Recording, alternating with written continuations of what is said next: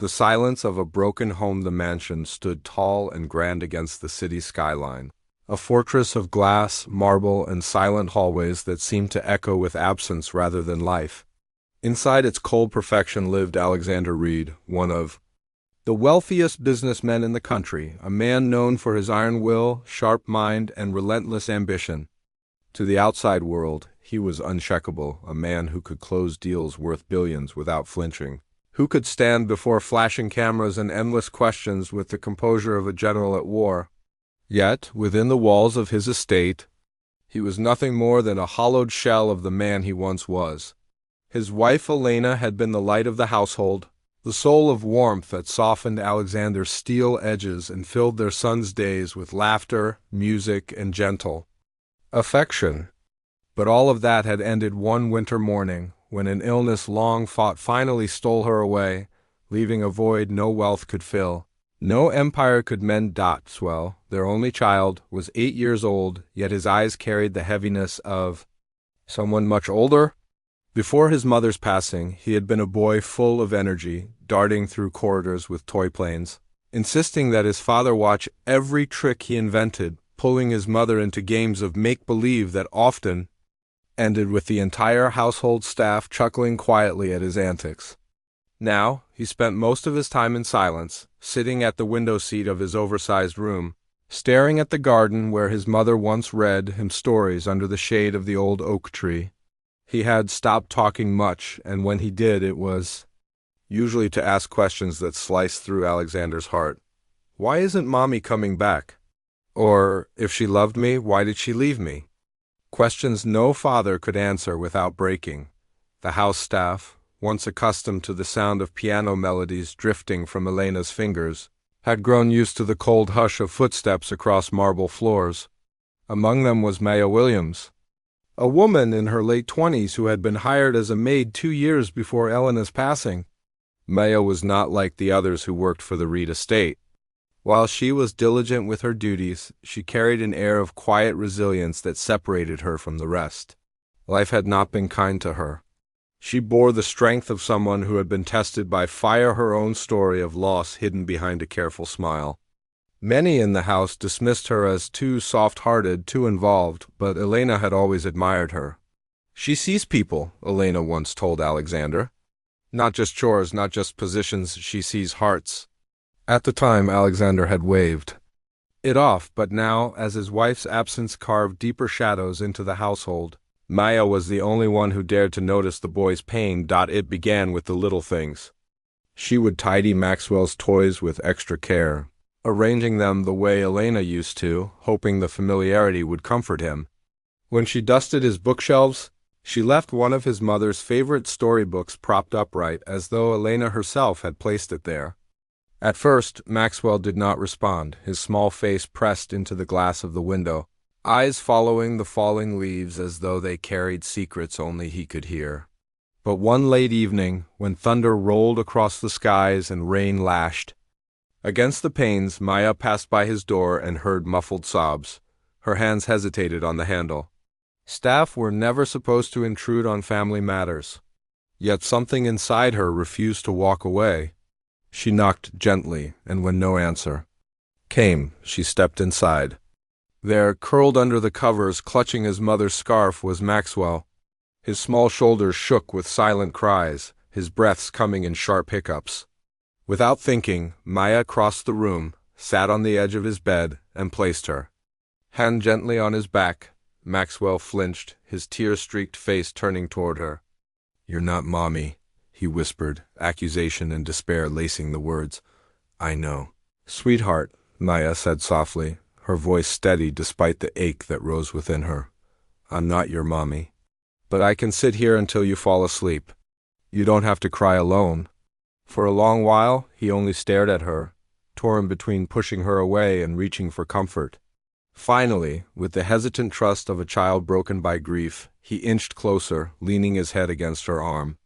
His breath steadied gradually, and though his tears still soaked the scarf, the tremors in his chest eased until he drifted into slumber. That night, Maya sat beside him until dawn, her heart heavy yet resolute. She knew the boy's pain too. Well, for she too once clutched at air where a child should have been. The following morning, Alexander noticed something unusual. His son had come down for breakfast without being summoned, his hair still untidy, but his eyes less clouded than usual. He ate slowly, silently, yet when Maya passed him a glass of orange juice, he whispered a faint thank you. It was the first sign of life Alexander had seen in weeks.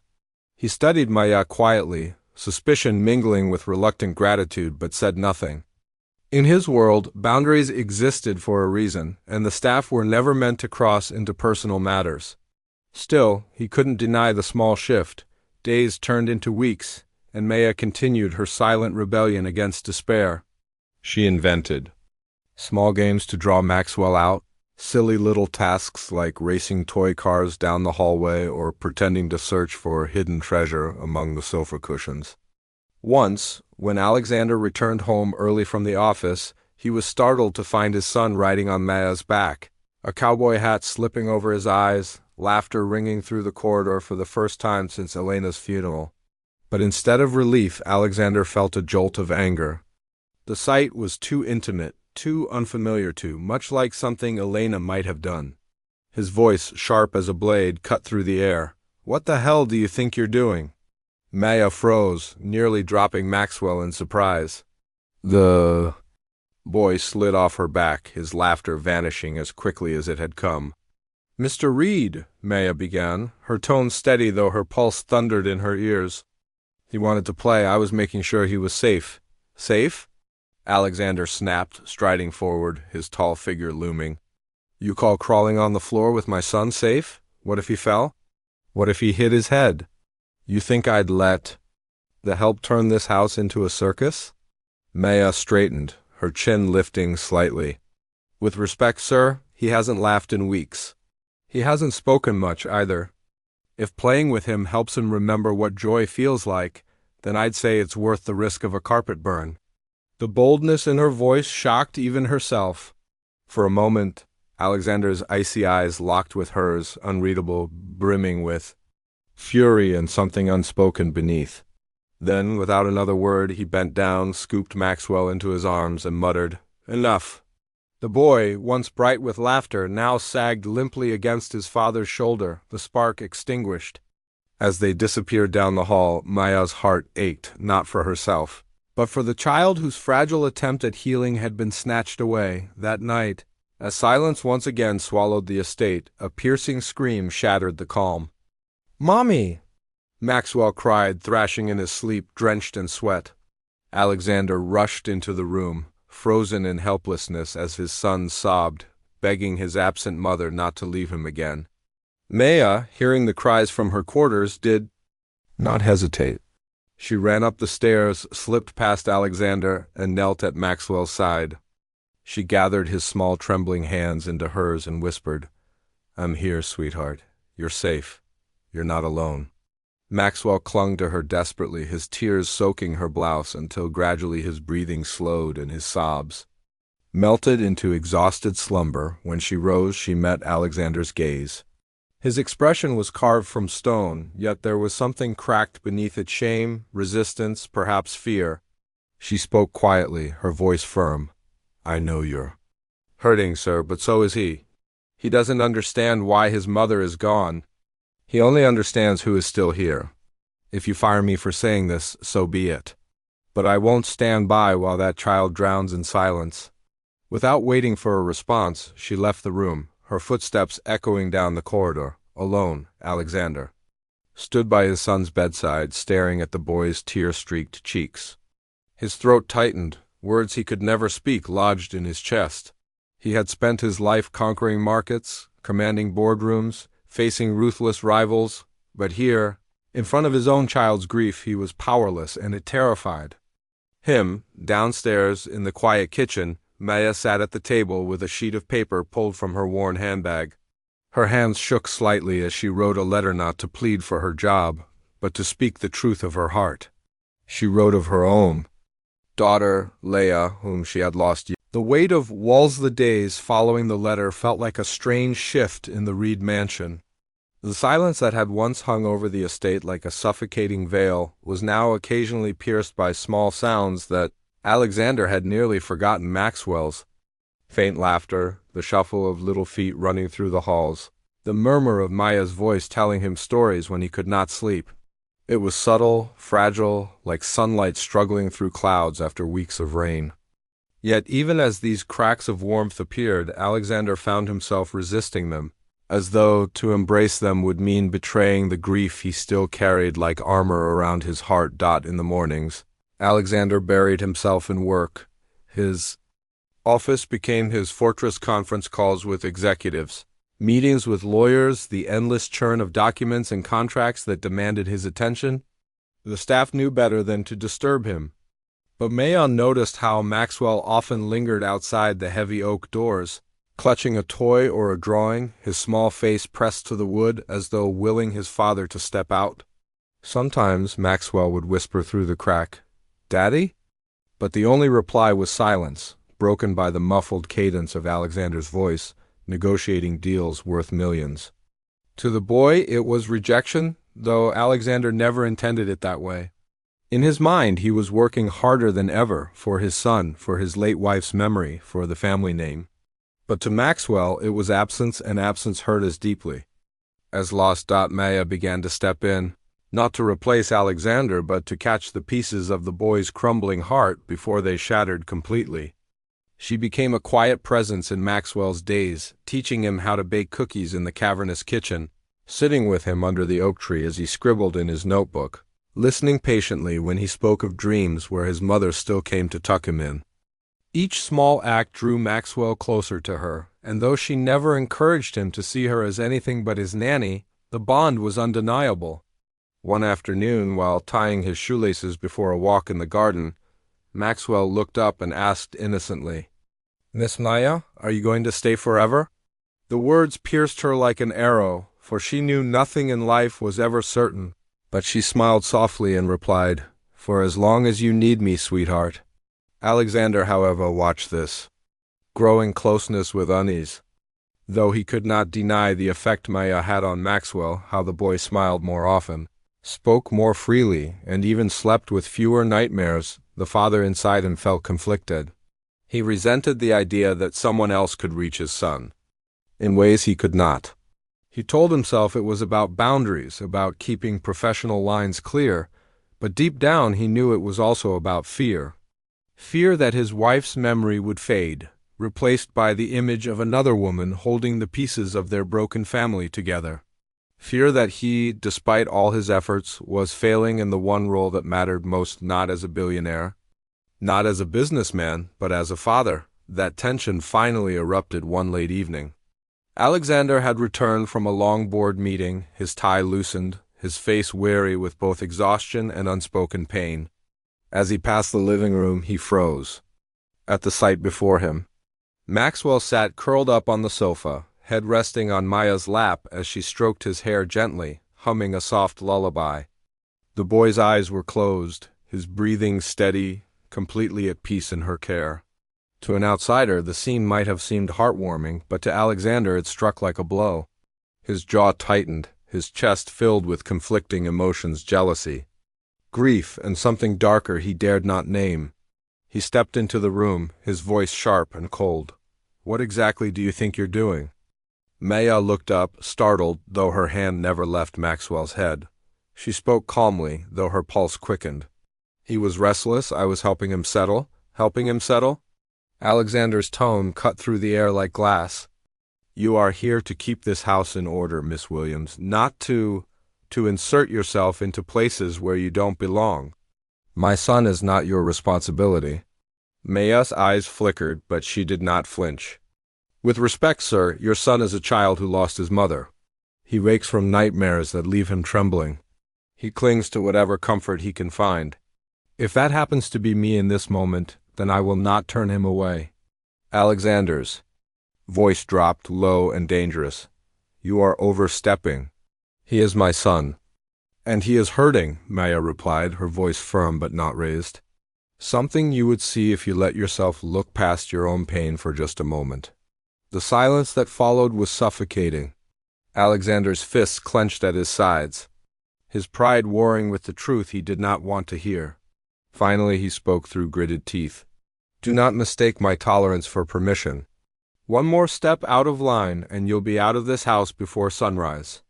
Maya's chest tightened, but she held his gaze. If protecting that child is out of line, then you know where the door is. Her words were quiet, but they carried the weight of conviction.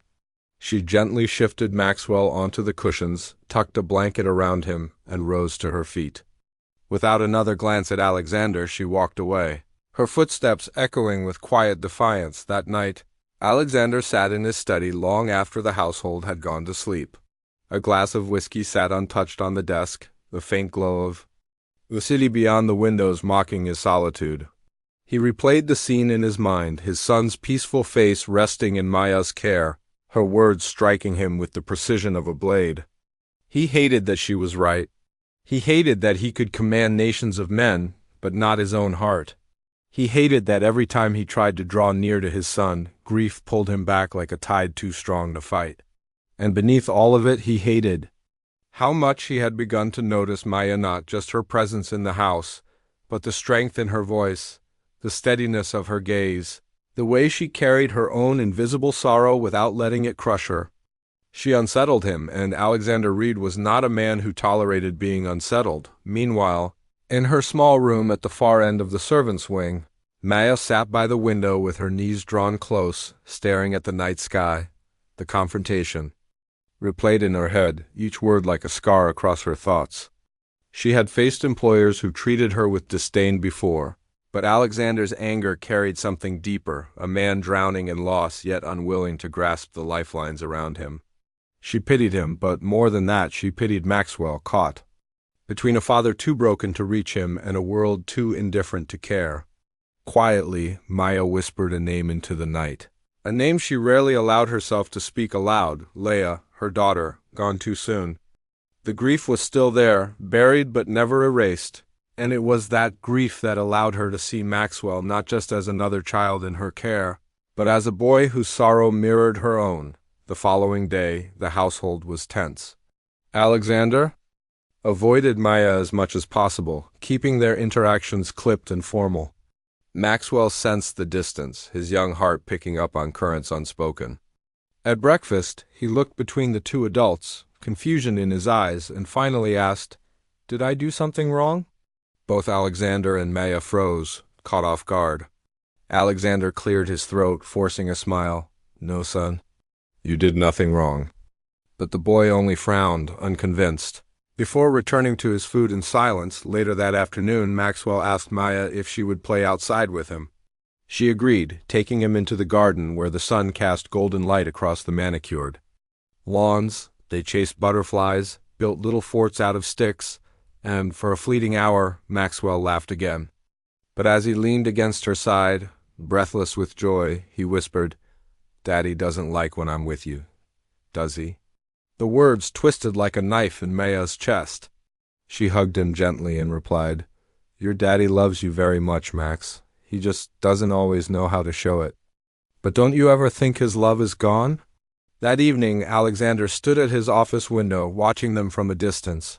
He saw his son smile, the ease with which he leaned into Maya's care, and though it filled him with guilt, it also filled him with something else he did not want to name: envy. He envied the bond they shared, the trust his son placed in her so freely, a trust Alexander himself struggled to earn. For a man who prided himself on control, it was a realization that left him shaken. Shadows of the past-the-morning sun filtered through the high windows of the Reed estate, spreading its golden light across the marble floors. But the brightness seemed to stop at the walls, as though the house itself rejected warmth. Maxwell was already awake, seated at the kitchen counter with a notebook open before him. His small hands moved slowly, sketching uneven lines with crayons. Maya watched him from across the counter as she folded napkins, her eyes softening when she noticed the crude shapes forming on the page: a woman with long hair, a boy with wide eyes, and beside them a taller figure whose outline remained unfinished. "Who's that?" Maya asked gently, pointing to the incomplete drawing. Maxwell looked up, his brow furrowed in thought before whispering, "That's supposed to be Daddy, but I don't know how to draw him smiling." The innocence in his words landed heavily on her chest. She reached over, touched his hand lightly, and said, "Maybe you don't have to draw him smiling. Maybe just draw him the way you see him. That's okay too." Maxwell tilted his head, then nodded quietly before finishing the sketch with a straight line for the mouth, something between sadness and emptiness. Later that day, when Alexander walked into the kitchen to grab his coffee, the notebook lay forgotten on the counter. His eyes fell upon the drawing, and he froze. He recognized Elena immediately, the long hair, the gentle curve of her figure beside their son. Then he saw himself, tall and expressionless, drawn in the shaky hands of a child who saw him only as a shadow. His throat tightened, and before Maya could explain, he closed the notebook sharply, setting it aside as though the image burned. He muttered a terse, "Excuse me," and left, his footsteps echoing harshly down the hall. Maxwell looked at Maya, his little face clouded with guilt. "I made Daddy mad again, didn't I?" She knelt beside him, brushing a curl from his forehead. "No, Max, you didn't make him mad. He's just—" trying to remember how to smile. That night, when the mansion grew quiet and the only sound was the ticking of the grandfather clock, Maya found herself unable to sleep. She sat by her window with a small, worn photograph in her hands. The edges were frayed, the colors faded, but the image was still clear, a little girl with bright eyes and hair tied in braids, her smile wide and free, Leah, her daughter, her reason for breathing once, and the anchor of grief that still tugged at her soul. Maya traced the outline of the child's face with her thumb, her vision blurring with unshed tears. She remembered the hospital, the coldness of the machines, the moment the monitors went still, the scream that tore from her throat, the silence that followed. She had buried not just a child, but an entire future, the birthdays she would never see, the bedtime stories she would never read, the graduations and weddings that would never come. Leah had been her whole world, and when that world ended, Maya thought she had ended too. Yet somehow life dragged her forward, and here she was, in another house, another family, facing another child's pain. Perhaps fate had brought her here, or perhaps it was coincidence. But she could not ignore the echo of her own loss reflected in Maxwell's eyes. The following afternoon, while Alexander was away at meetings, Maya and Maxwell sat beneath the oak tree in the garden. The boy had brought his crayons and notebook again, but this time he seemed less focused on drawing and more on asking questions. "Miss Maya," he said suddenly, "did you ever lose someone you loved?" The question hung heavy in the air, so direct, so piercing, it took her breath for a moment. She could have lied. She could have offered some vague answer. But when she looked into his eyes, filled with the innocent weight of sorrow, she knew. The truth was the only gift she could give. "Yes," she said softly, her voice trembling at the edges. "I lost my daughter. Her name was Leah. She was younger than you when she got very sick, and one day she had to leave, just like your mommy did." Maxwell's eyes widened, and he reached instinctively for her hand. "Did it hurt?" He asked, his voice small. Maya swallowed hard.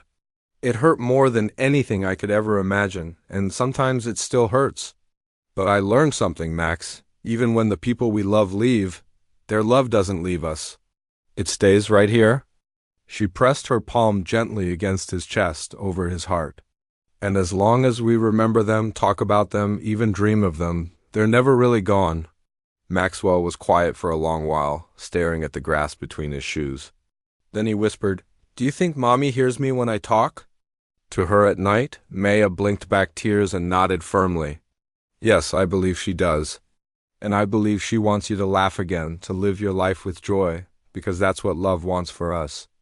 The boy leaned against her side, resting his head on her arm, and for a fleeting moment, Maya felt the ache in her own chest ease. Unbeknownst to them, Alexander had returned early that day.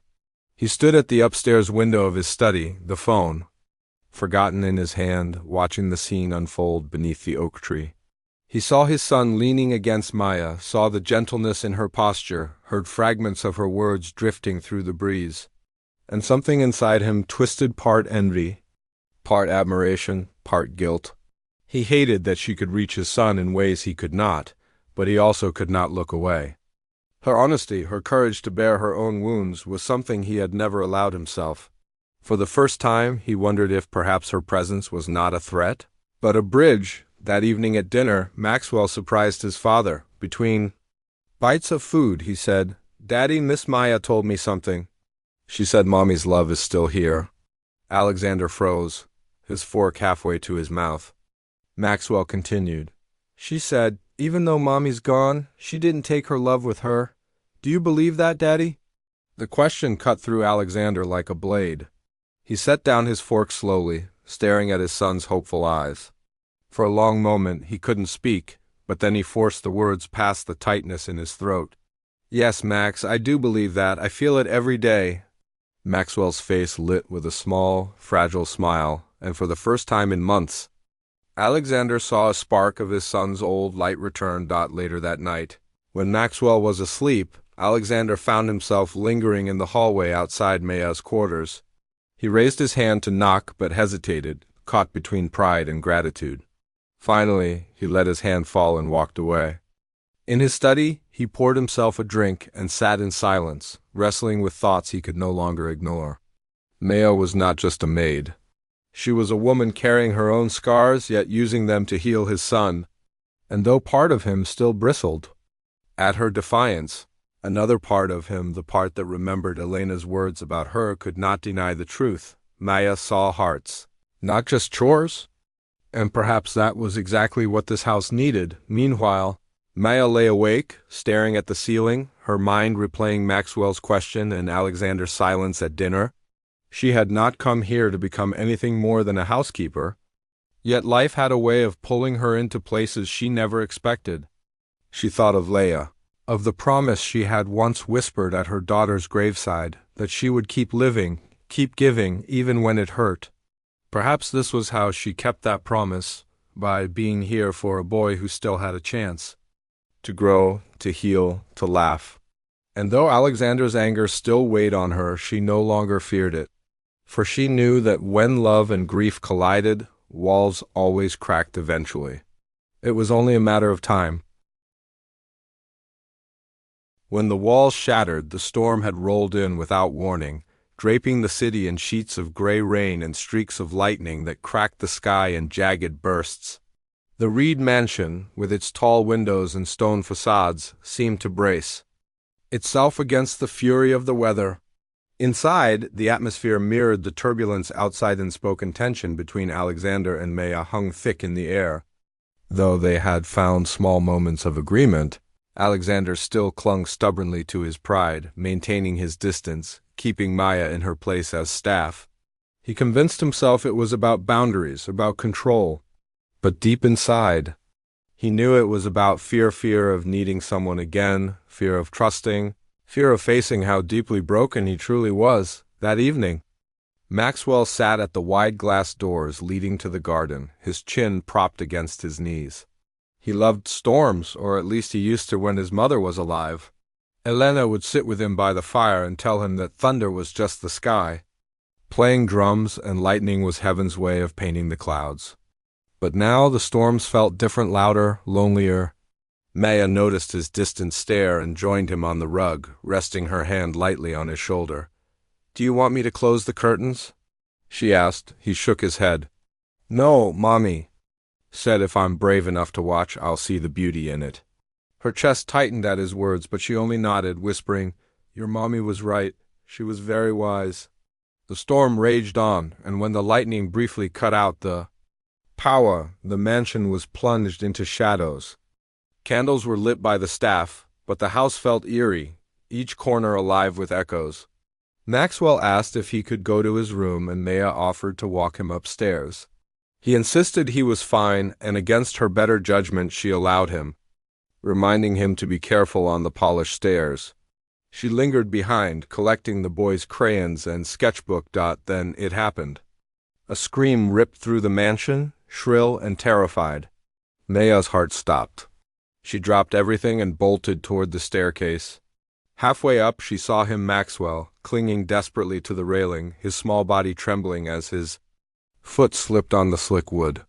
A gust of wind from an open window had startled him, and in his panic he had lost balance. His grip was failing. Without hesitation, Maya launched herself up the steps. In those suspended seconds, the world slowed. She saw his wide eyes, filled with terror, saw his fingers slipping, heard his voice calling, "Miss Maya!" She reached him just as his hand let go. With every ounce of strength, she caught him, pulling his small frame against her chest as they collapsed against the stairs. "Got you," she whispered, her own breath ragged, clutching him tightly as though her life depended on it. Maxwell sobbed into her shoulder, his tiny hands gripping her blouse with desperate force. "Don't let go," he cried, his voice breaking. "Never, sweetheart," she soothed, rocking him gently despite her own trembling. "I'll never let go." Alexander had heard the scream too. He came running from his study, his heart pounding as he envisioned the worst. When he reached the staircase and saw them, Maya cradling Maxwell, both shaken but safe, his knees nearly buckled with a rush of emotions he could not contain. "What happened?" he demanded, his voice sharper than intended, born more from fear than anger. Maxwell, still crying, pointed with shaky fingers. "I slipped. I almost fell, Daddy, but Miss Maya caught me. She saved me." Alexander's eyes darted from his son to Maya. Her hair was damp from sweat. Her knees scraped from the marble stairs, her chest heaving as she held on to the boy. She didn't speak, didn't boast, didn't defend herself. She only held Maxwell tighter, her eyes glistening with unshed tears of relief. For a long moment, Alexander stood frozen, guilt crashing into him like the thunder outside. He had been so consumed with maintaining distance, so consumed with guarding his grief, that he had failed to see the simplest truth. This woman was saving his son not once, not twice, but every single day in ways he himself could not. That night, after Maxwell had been soothed into sleep, his small hand refusing to let go of Maya's even in his dreams, Alexander sought her out. He found her in the laundry room, kneeling on the floor, folding freshly washed towels as though nothing had happened. For a long moment, he stood in the doorway, watching her, words lodged in his throat. Finally he spoke, his voice lower, softer than she had ever heard. "I read your letter again," he said. She looked up, startled, unsure whether to brace herself or breathe. He swallowed, his jaw tightening. "I've been a fool. Tonight you didn't just save my son from falling, you've been saving him for weeks, in ways I didn't even see. And I treated you like you were nothing more than the help. I was wrong?" Maya set the towel aside, rising slowly to her feet. "I didn't do it for gratitude, Mr. Reed," she replied carefully, though her voice carried the tremor of exhaustion. "I did it because Maxwell needs someone to see him, to hear him. He's grieving, and so are you. But unlike you, he doesn't have walls to hide behind." Alexander's gaze faltered, his chest heavy. He pressed a hand against the doorframe, as though steadying himself. "You think I don't see him?" he asked, his tone thick with conflict. "I think you're afraid," Maya said softly. "Afraid that if you let yourself love him fully, the grief will break you even more. But it won't. He doesn't need you to be perfect. He just needs you to be present." The words lingered in the air, heavy with truth. For the first time, Alexander didn't respond with anger or dismissal. He only lowered his head, silent, the fight draining out of him. When he finally looked at her again, there was something new in his eyes, not just sorrow, but humility. "You shouldn't be doing laundry," he said abruptly, almost gruffly. "You shouldn't be scrubbing floors," Maya blinked, caught off guard. "What are you saying?" "I'm saying," he paused, searching for words, "you're not the housekeeper anymore. You're Maxwell's nanny." Effective immediately, her breath caught. "Are you sure?" "I should have been sure a long time ago," Alexander replied. His voice firm despite the crack in it. For the first time, silence between them wasn't tense or combative. It was gentle, almost peaceful, as though something inside the house itself had shifted. The walls Alexander had built were not gone, not yet, but they had cracked. And through those cracks light was beginning to seep in. That night, Alexander lingered by his son's bedside longer than usual. He watched Maxwell sleep peacefully, his small hands still curled around Maya's, even in dreams. For the first time in months, Alexander allowed himself to sit, to breathe, to simply be present. He reached out and brushed a curl from his son's forehead, whispering, "I'm here, Max. I'm not going anywhere." The words felt foreign, but they were true. And as he sat in the dim glow of the bedside lamp, Alexander realized something he had never thought possible. Grief might never leave. But healing had begun, and it had not come from boardrooms, wealth, or power. It had come from the courage of a woman who refused to let his son drown, even when he himself had stood by. The return of laughter the morning after the storm, the Reed mansion seemed different. The rain had washed the gardens clean, leaving the air fresh, the leaves glistening under shafts of sunlight. For the first time in months, the house no longer felt like a mausoleum echoing with grief, but like a place that might, with time, remember how to breathe again. Alexander rose early, though he had barely slept. He lingered by his son's door before leaving for the kitchen. The house becomes a home again. Autumn crept gently into the city, brushing the trees with strokes of amber and gold. The gardens of the Reed estate shimmered with fallen leaves, each gust of wind scattering them like fragments of memory drifting across the earth. Inside, however, there was no longer the suffocating silence that had once haunted every corridor. The air had changed, lighter, warmer, filled with the hum of a child's laughter and the faint echo of something long buried but rising again. Hope. The Reed mansion, once a monument to grief, was learning to live again. Maxwell was the clearest proof of that change.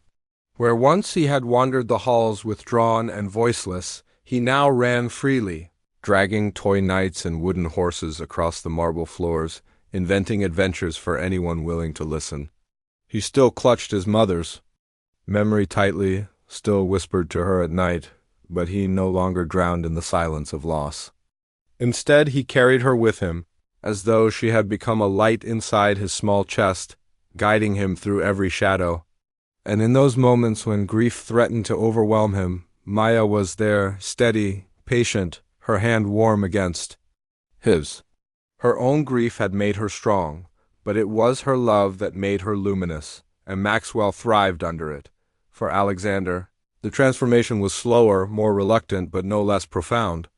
He was a man who had built walls so high, even he could not see beyond them, but cracks had formed, and through them light poured in.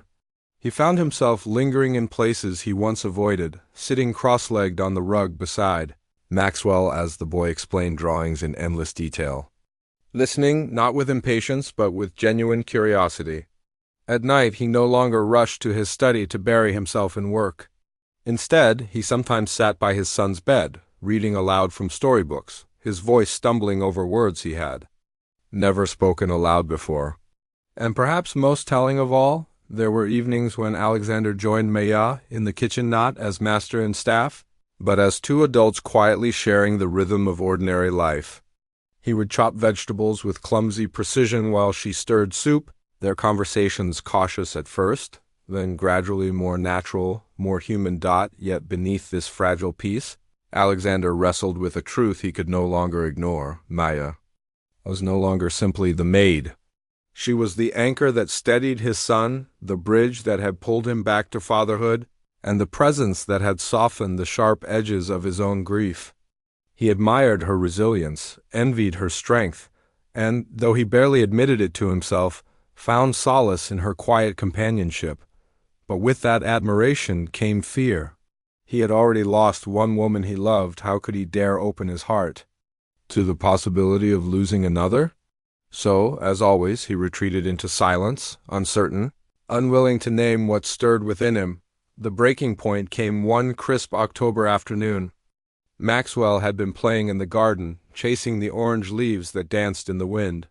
Maya sat on the stone bench, watching him, her lips curved in a soft smile. Alexander approached quietly, his hands shoved deep into his coat pockets, the weight of unspoken words heavy in his chest. For a while, he simply watched his son laugh freely, watched Maya laugh with him, watched the two of them together as if they had always belonged that way. And then Maxwell, in the unfiltered honesty of a child, ran up to him and blurted, "Daddy, do you know what Miss Maya is?" Alexander raised a brow, startled. "What do you mean, Max?" She's the one who brings you back, Maxwell declared simply. When you go away in your head, when you're sad, she brings you back. She brings me back too. Then, as though it were the most obvious truth in the world, he added, she's family. The words stunned Alexander. He looked at his son, then at Maya, who sat frozen, her expression a mixture of surprise and quiet sorrow. Before either of them could reply, Maxwell darted back to the garden, chasing after another gust of leaves. The silence that followed was heavy, but it was not empty. It was filled with the weight of truth spoken by a child who had no need for pretense. That evening, after Maxwell had fallen asleep, Alexander found Maya in the kitchen, washing dishes by hand despite the gleaming dishwasher at her side. He stood in the doorway for a long time, wrestling with his pride, his fear, his guilt. Finally he spoke, his voice rough but honest. Max was right today. You are family. More than I've let myself admit. Maya looked up, startled, the plate slipping slightly in her hand before she steadied it. Mr. Reed, she began, but he shook his head. No, he interrupted softly. Not Mr. Reed, not tonight. Just Alexander. And just a man who owes you more than he can ever repay. I thought I was protecting my son by keeping distance, by keeping control, but all I was doing was failing him. You gave him back his laughter. You gave me back my son. And somewhere along the way, you reminded me what it means to feel human. Again, Maya set the plate aside, drying her hands slowly, her heart pounding. She had never expected this. She had stood firm, ready to be dismissed at any moment, prepared to walk away if she had to. But to hear him, this proud, unyielding man, speak so openly, so vulnerably, was something she could scarcely believe. I didn't do it for gratitude. Alexander, she said quietly, her voice trembling but steady, I did it because no child deserves to drown in silence. I did it because I lost someone once too, and I know what it feels like when the world moves on and leaves you behind. I couldn't let Maxwell live that way. Alexander's gaze softened, his eyes glistening. And you didn't. You saved him. You saved both of us. For a long moment they simply stood there, the quiet hum of the refrigerator filling the space between them. It was not a confession of love, not yet, but it was the beginning of something, an acknowledgement of respect, of gratitude, of connection that went deeper than roles or titles. In the weeks that followed, the changes deepened. Maxwell flourished. Under the combined care of his father and Maya, together they built new traditions: Saturday fort building under the oak tree, Tuesday spaghetti nights filled with flour and laughter, Sunday evenings spent reading storybooks in the living room. The house that had once been suffocating with silence now resonated with the rhythm of family life, and though grief never fully left, it no longer ruled. Instead, it became something gentler, an echo that reminded them of love once known and still carried. Maxwell still spoke to his mother at night, still drew her picture in his notebooks, but he no longer cried himself to sleep.